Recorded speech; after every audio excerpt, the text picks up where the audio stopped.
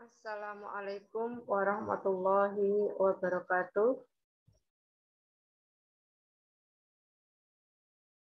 Mari kita awali pembelajaran ini dengan bacaan basmalah. Bismillahirrahmanirrahim. Semoga pembelajaran kali ini berjalan dengan lancar. Dan semoga kalian sehat-sehat selalu dan tetap dalam lindungan Allah Subhanahu wa Ta'ala. Sebelum Iva menjelaskan tentang materi ini, kita akan memberikan pendahuluan sedikit. Kira-kira dalam setahun berapa kali kalian berbelanja? Tahu tidak, jika setiap kegiatan ekonomi yang kalian lakukan sedikit banyak mempengaruhi pendapatan nasional. Untuk lebih jelasnya, mari kita bahas satu persatu yang tertuang dalam bab 1 pendapatan nasional.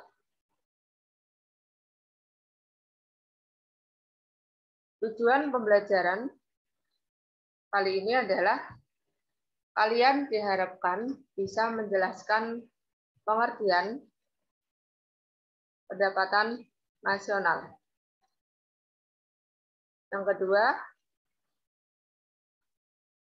kalian diharapkan bisa menjelaskan tujuan dan manfaat pendapatan nasional. Yang ketiga, kalian bisa menjelaskan komponen pendapatan nasional.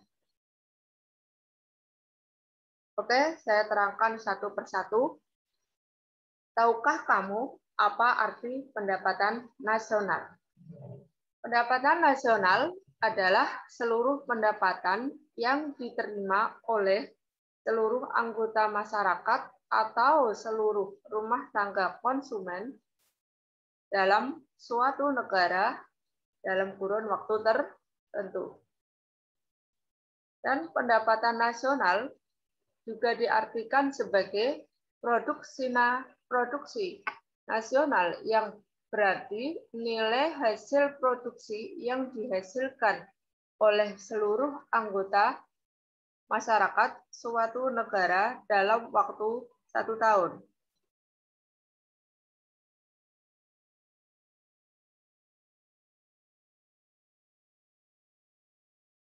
Bisa juga sebagai salah satu tolak ukur yang dapat dipakai untuk mengukur keberhasilan perekonomian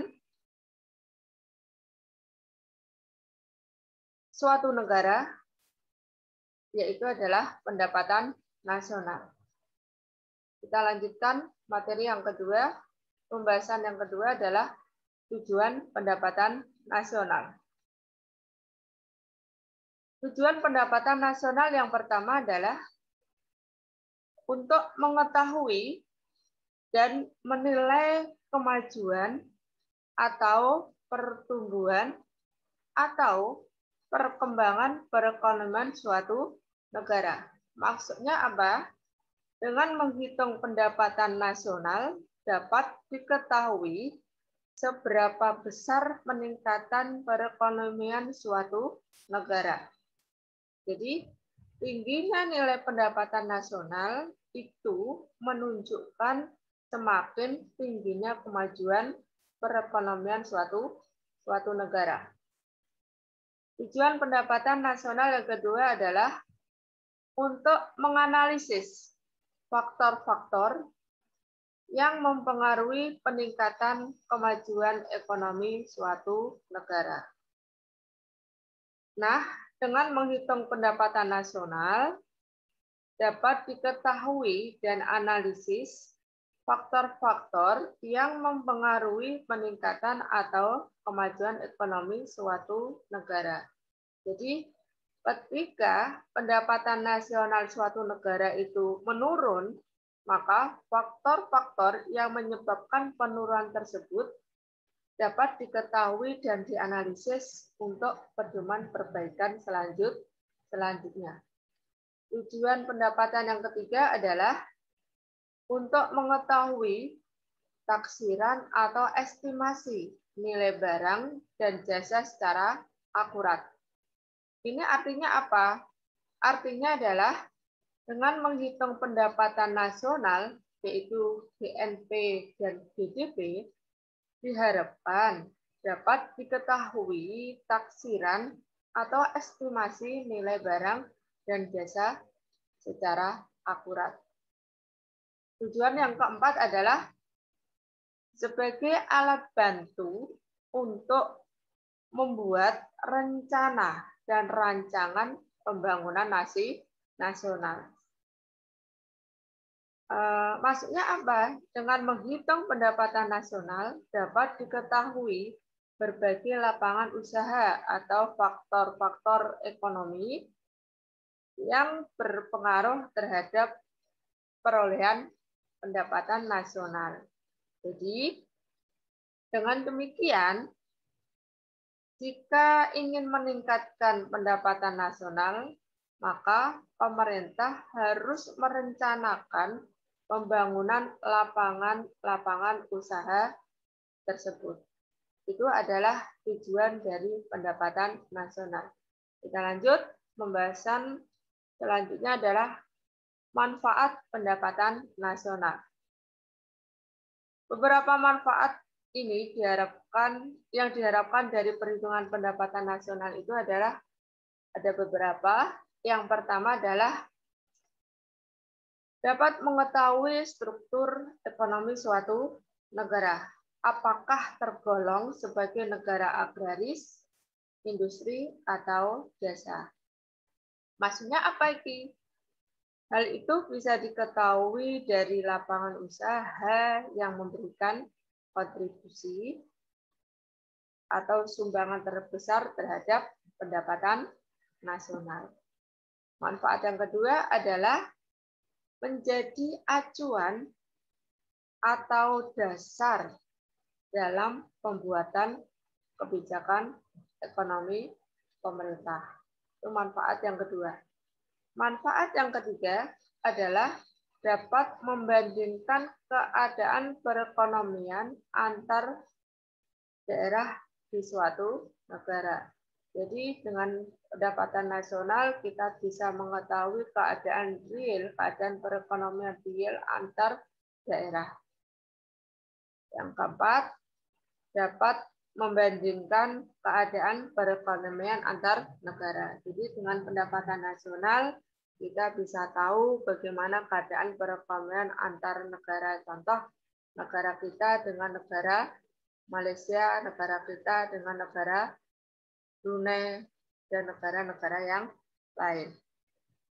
Oke, kita lanjut konsep pendapatan nasional. Silakan buka buku kalian sambil mendengarkan penjelasan Viva. Kalau memang di buku tidak ada, dirasa penjelasan Viva ini belum ada di buku, silakan kalian catat. Komponen pendapatan nasional ini ada 6. Kalian harus hafal. Yang pertama adalah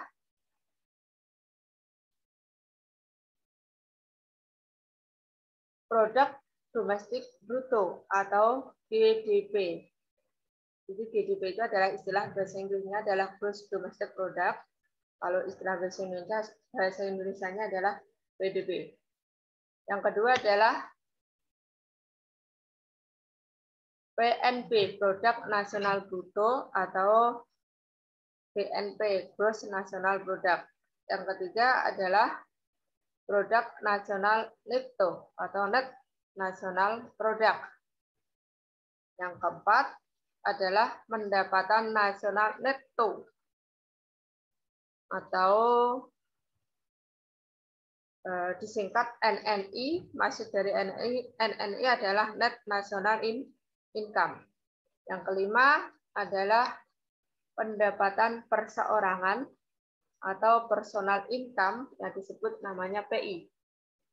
Yang keenam adalah pendapatan yang siap dibelanjakan atau istilahnya kalau dalam bahasa Inggris disebut namanya disposable income atau disingkat dengan DPI. Itu adalah konsep pendapatan nasional dan kalian itu harus hafal. Mulai dari yang pertama adalah PDB, PNB, NNP, NNI, PI, yang terakhir adalah DPI. Oke, akan saya jelaskan satu persatu komponen pendapatan nasional. Yang pertama adalah produk domestik bruto atau dalam bahasa Inggris adalah gross domestic product. Ini adalah merupakan jumlah produk berupa barang dan jasa yang dihasilkan oleh unit-unit produksi di dalam batas wilayah suatu negara atau domestik selama 1 tahun. Jadi maksudnya apa?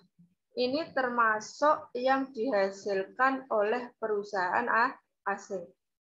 Jadi saya tekankan asalkan wilayahnya masih dalam wilayah suatu negara.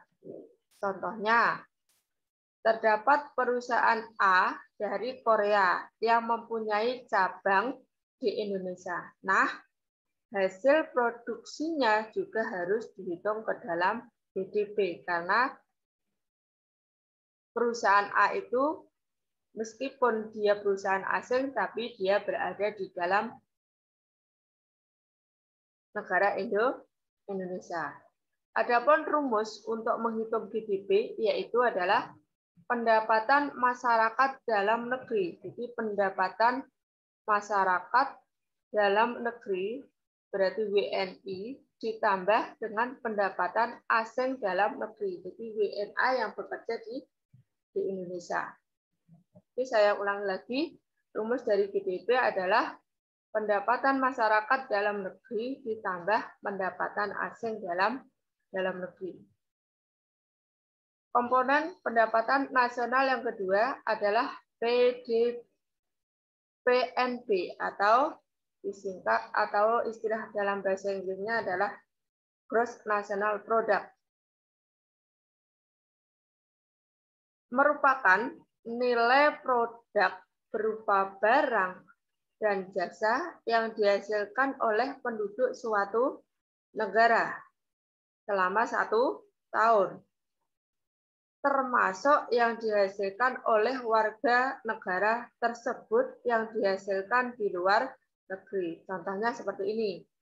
Jadi ada seorang pria dari Indonesia yang menjual pakaian di Singapura. Hasilnya berupa barang dan jasanya termasuk dalam GNP. Perlu diingat, GNP ini menekankan pada aspek kewarganegaraan. Jadi saya ulang lagi, GNP menekankan pada aspek kewarganegaraan. Jadi meskipun jadi intinya adalah orang Indonesia yang bekerja di luar negeri atau orang Indonesia yang menjual pakaian di luar negeri itu masuk dalam GNP. Jika ditulis dalam rumus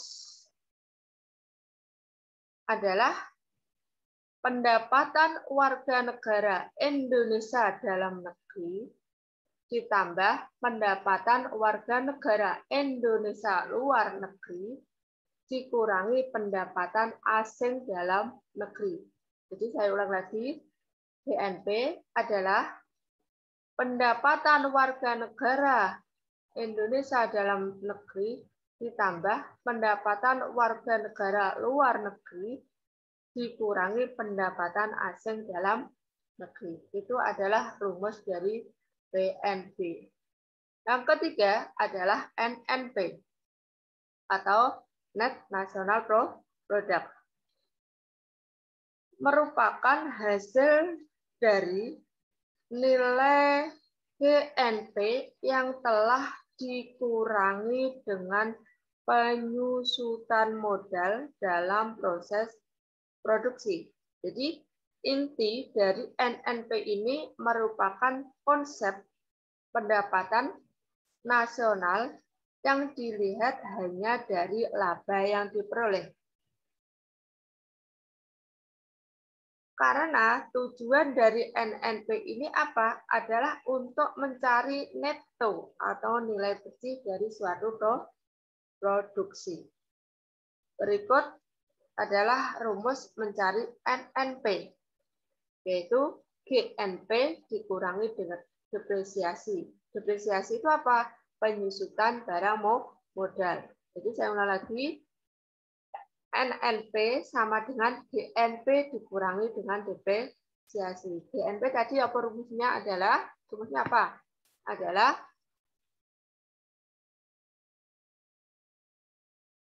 pendapatan warga negara Indonesia di dalam negeri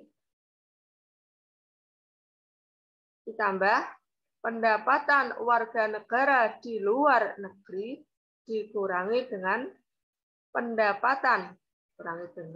dikurangi pendapatan warga negara asing di dalam negeri dikurangi depresiasi. Itu adalah rumus NNP. Yang keempat adalah pendapatan nasional neto atau net national income disingkat dengan NNI. Nah, kalau NNI ini menghitung pendapatan nasional berdasarkan jumlah balas jasa yang diterima oleh masyarakat sebagai pemilik faktor produksi. Jadi, kalau ditulis rumusnya adalah NNP dikurangi pajak tidak langsung ditambah subsidi. Yang dimaksud dengan pajak tidak langsung itu apa? Kenapa kok dikurangi? Karena pajak tidak langsung itu harus dikurangkan karena tidak mencerminkan balas jasa atas faktor produksi. Jadi, uang pajak memang diterima oleh penjual atau produsen bersama harga pasar barang yang dijualnya. Tetapi uang pajak itu wajib diserahkan kepada pemerintah. Jadi maksudnya apa? Pajak tidak langsung itu berarti pajak yang bisa dialihkan oleh pihak lain. Contohnya adalah pajak hadiah. Terus ditambah subsidi. Kenapa subsidi harus ditambahkan? Karena harga-harga tertentu yang dibuat itu lebih murah daripada biaya produksi sesungguhnya. Misalnya untuk subsidi harga pupuk, BBM, atau beras. Sehingga rumus dari NNI itu adalah NNP dikurangi dengan pajak tidak langsung ditambah subsidi. NNP apa tadi rumusnya? Kalian harus ingat. Terus kemudian yang selanjutnya adalah pendapatan perseorangan atau personal income yang disingkat dengan PI. PI ini juga bagian dari pendapatan nasional. Kenapa? Karena PI ini adalah menghitung jumlah pendapatan yang diterima oleh setiap orang. Tetapi harus dikurangi dengan laba yang ditahan.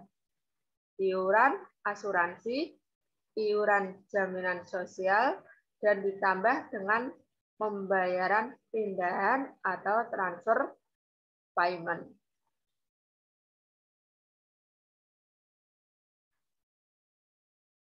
Misalnya apa? Gaji seorang pegawai negeri maupun pendapatan pengusaha yang didapatkan secara berantai itu masuk pendapatan perseorangan.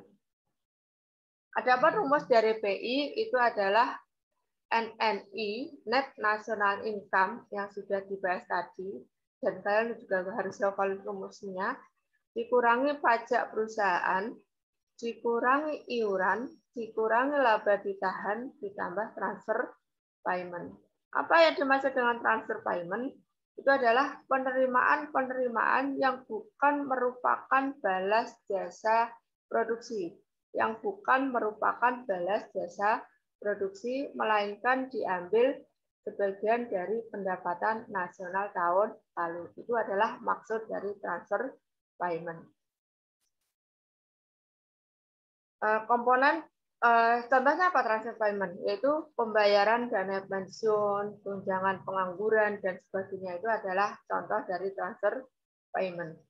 Komponen selanjutnya adalah, dan ini adalah komponen yang terakhir, yaitu pendapatan yang siap dibelanjakan atau disebut dengan disposable income dan disingkat dengan DI. Apa DI itu? Adalah merupakan pendapatan yang siap untuk dimanfaatkan untuk membeli barang dan jasa beserta tabungan yang disalurkan menjadi investasi.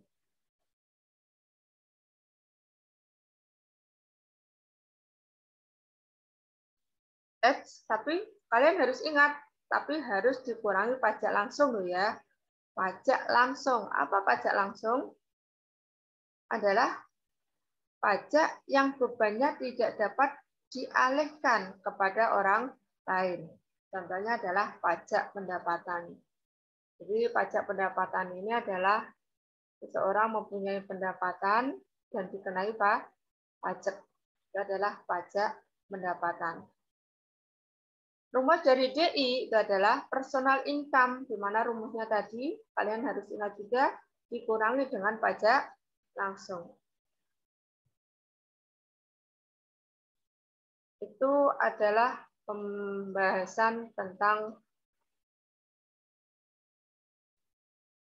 pendapatan nasional part 2.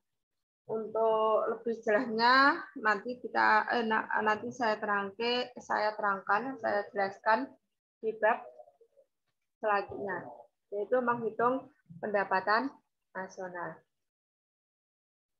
Terima kasih atas perhatiannya. Sekarang kamu sudah tahu bagaimana konsep dan rumus pendapatan nasional. Ternyata lumayan panjang tahap dan ritmenya. Tapi kamu harus ingat, harus tetap semangat, harus tetap belajar. Untuk tugas selanjutnya silakan buka buku kalian, kerjakan uji kompetensi dan dikumpulkan. Akhirul kalam. Wassalamualaikum warahmatullahi wabarakatuh.